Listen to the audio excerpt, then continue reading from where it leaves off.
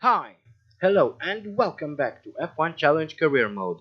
My name is Mephisto, and today we're heading off to Canada for round 8 of the 2000 Formula 1 season. Let's get started. Located on the Ile Notre Dame, just minutes away from downtown Montreal, the circuit Gilles Villeneuve combines short straights with an uninspiring selection of slow to medium speed chicanes and one hairpin. Despite being a dedicated motorsports facility, the barriers around circuit Gilles Villeneuve are very close to the track, giving the circuit a distinctly street feel.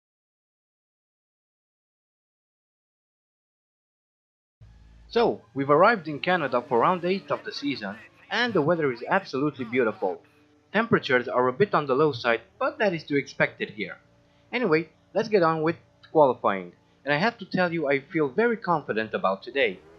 This is a track at which I'm generally decent at, so let's see how we fare. So, coming around for our first qualifying lap, I almost forgot to press the record button.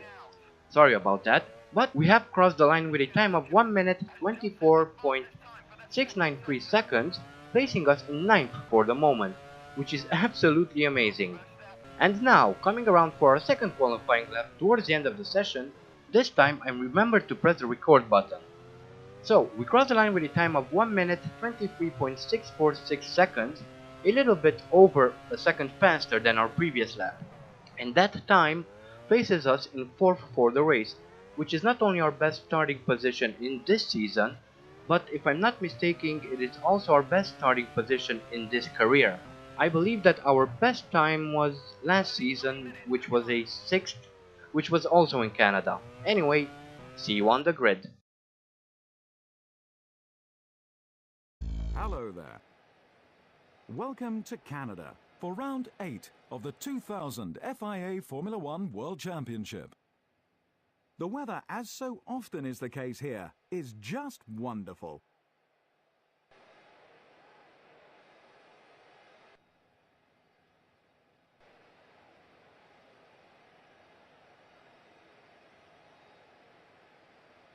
Hakkinen first.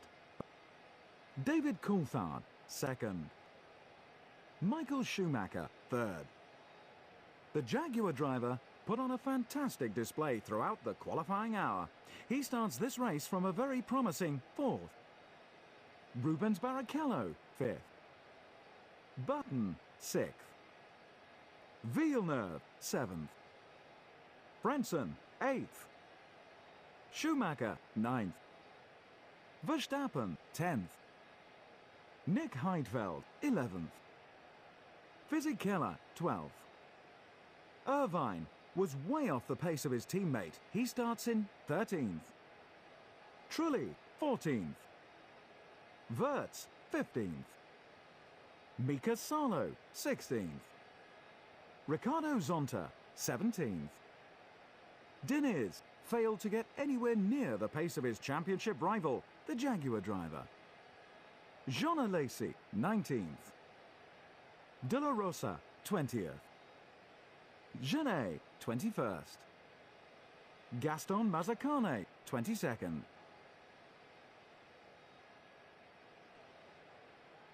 And here we are on the grid in 4th place, 2nd row on the grid, and I feel we can accomplish a lot today. And we're off. Note that I did not change the difficulty. As I said before at the beginning of this video, I'm quite decent at this circuit. But Rubens Barrichello has a way better start than us and gets in front. But we shall try and overtake him as soon as possible. Meanwhile, Jenson Button is right behind us, so we have to be a bit careful about that. But for now, let's have another look at the start. So, here's the start once more. Everyone pulls away safely. We lose a position and it looks like Jenson Button was having a look on the outside, but was unable to get around us, which is good. It would have been embarrassing to lose another position. Back to the race, we are still chasing after Barrichello, with Button closely following us. And for the time being, Barrichello seems to pull a gap on us. But we managed to close the gap through the hairpin, and he's pulling away again. As Trulli hits our teammate. Let's hope he's alright. No, he's not. So, riding with Jarno Trulli, as they are coming through the hairpin, Trulli slams into the rear of our teammate, breaking his rear wing. Trulli should have been a bit more careful there. Anyway, we've managed to close the gap a bit on Barrichello, as we are coming around to finish lap 1 of the Canadian Grand Prix. And Eddie Irvine is once again hit by another car. We'll take a look in just a moment, but first let's see if we can pass Barrichello. And it looks like he has a better exit than us. We are now riding with the Benetton of Giancarlo Fisichella. Estalo, I believe, rushes by. Fisichella slows for the chicane and then accelerates again. I don't know what he was thinking. Fisichella also managed to ruin our race at the European Grand Prix when we couldn't see the replay because the video didn't render properly. But we finally managed to get around Rubens Barrichello and we are now in P4 once again. Now, let's see if we can get a podium, which would be amazing. I'm pretty sure we can, but it is still too early to say anything. We'll have to wait and see. We are now on lap 6 and we're slowly catching up to Michael Schumacher as Diniz and De La Rosa have an accident. First, let's see if we can pass the Ferrari. Almost, but I went into the corner at a weird angle and couldn't find a way through. But we're now riding with the Sauber of Pedro Diniz. We can see De La Rosa and Zonta just ahead. Ricardo Zonta clips the rear of the Arrows, spinning it around. Then, Diniz smashes right into it, losing his wing in the process, and struggling to get back on the track. We are still on the heels of Michael Schumacher on lap 7, as I mess up my exit out of the corner, allowing Schumacher to get away. But we catch up soon after. I need to stay focused and try to be careful not to do anything stupid like, for instance, crashing the car. That would be very bad indeed. We are still on lap 7 as we get closer to Michael Schumacher, but again I mess up the entry into that corner. But if we play our cards right, we should be able to overtake Schumacher short. And we're now side by side as we come into turn 1 and 2, but there was no way I could overtake him on the outside without risking a collision. So I hold back, and even managed to set the fastest lap of the race, which is absolutely brilliant. On lap 8 we still didn't manage to pass Schumacher, but that will have to wait since we need to pit, and I almost ended up hitting the Ferrari. That was really scary. So now let's see how our pit stop goes, and where we will end up when we exit the pits. And I completely overshoot my pit box. That will cost me quite some time. I never seem to get the pit stop right, but this is on a whole new level. But the tires are now on and we are refueled. And that is a stop of 11.5 seconds. Could have been a bit better, but it was due to my poor braking. And we rejoin in P11 right behind Heinz-Harald Frentzen, who we can surely overtake easily. I hope at least, but we shall see. As we come through the chicane, Frentzen cuts right across the track and I also cut the track, but Heinz-Harald Frentzen slams into the barrier, breaks his rear wing and his suspension. That was a pretty violent crash. And now Heidfeld is having engine problems. And there he is, thick black smoke coming out of the rear of his car. We rarely get to see incidents unfold right in front of us, so let's see some replays. First, we have Frentzen, and I apologize for the weird angle, but this was the only one in which we could properly see what happened, as the TV cam cuts right at the moment when Frentzen careens into the wall. And now here is Heidfeld coming into the casino hairpin, goes around as his engine starts smoking and he stops the car. That makes two retirements within seconds of each other. So we are now up in P10 chasing down Ralf Schumacher, who is 11 seconds ahead. But let's see the retirements so far. Irvine, who retired before even finishing the first lap, and now Frentzen and Heidfeld also retired. Quite a good number compared to Monaco. Anyway, we are now slowly catching up to Ralf Schumacher, and his brother Michael Schumacher gets involved in a collision with David Coulthard. Let's have a look, shall we? Here we have Schumacher and Coulthard with one of the minorities behind them. As they approach the chicane at the end of the lap, Schumacher crashes into the rear of the McLaren of David Coulthard, ending Coulthard's race. Anyway, as we come around to finish lap 10 and start lap 11, we pass a couple of cars that were pitting, including the retired McLaren of David Coulthard. And we are now in P7, so we need to get pushing in order to climb back up into at least P4.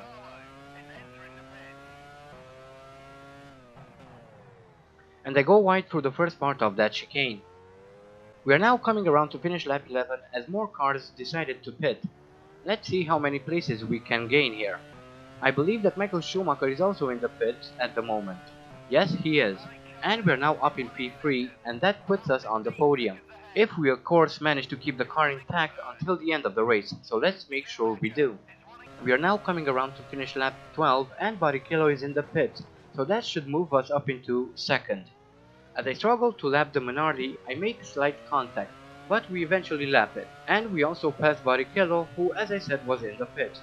All that's standing between us and first place now is Hakkinen, so let's see if we can catch up to and overtake him. I know we were able to last season, so I see no reason why we couldn't do it this time around.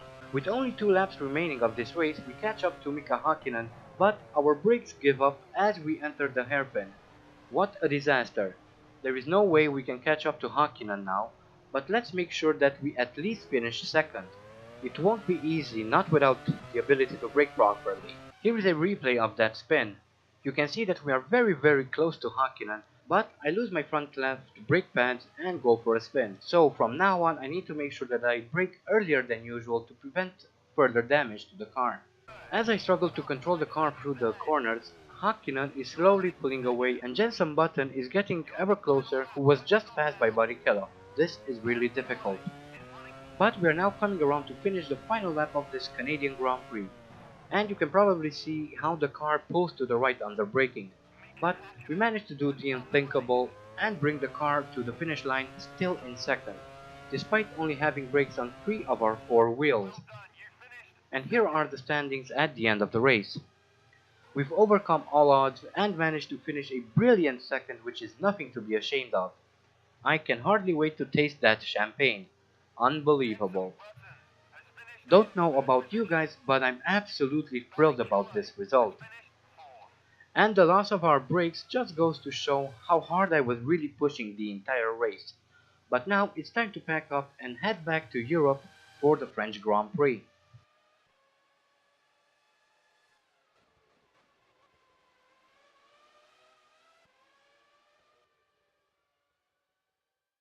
It's been a scintillating Canadian Grand Prix.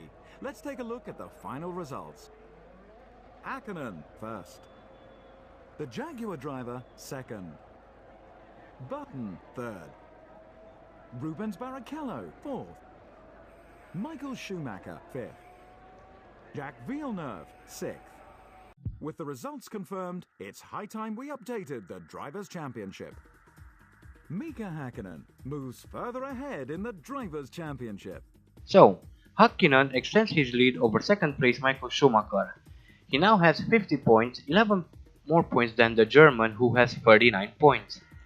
Jenson Button moves back up into third with 22 points, while David Coulthard falls down into fourth, just 2 points behind. Barrichello moves up into fifth with 10 points. We move up into sixth, position which we share with Giancarlo Fisichella and Jos Verstappen, with 9 points each. Teammate Eddie Irvine and Nick Heidfeld drop down to 7th with 7 points. Villeneuve drops into 8th with 6 points. Ralf Schumacher and Salo drop to 9th with 5 points. Denis is 10th with 3 points.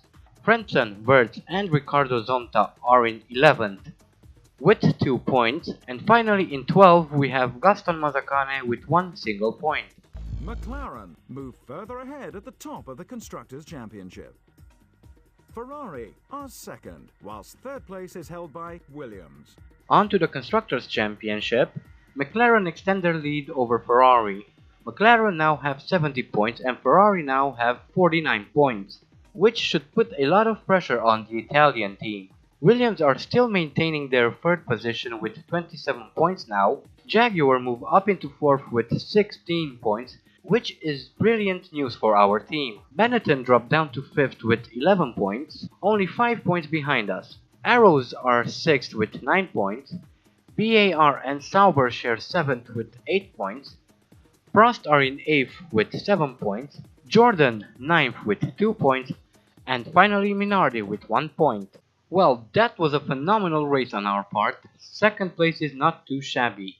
We probably could have won were it not for the fact that we lost our brakes. But again, second place isn't all that bad. I'm quite pleased with my performance today. And since we are very rapidly approaching the second half of the season, we need to up our game and try and score some more points. I don't expect to win the championship, but scoring points is a high priority.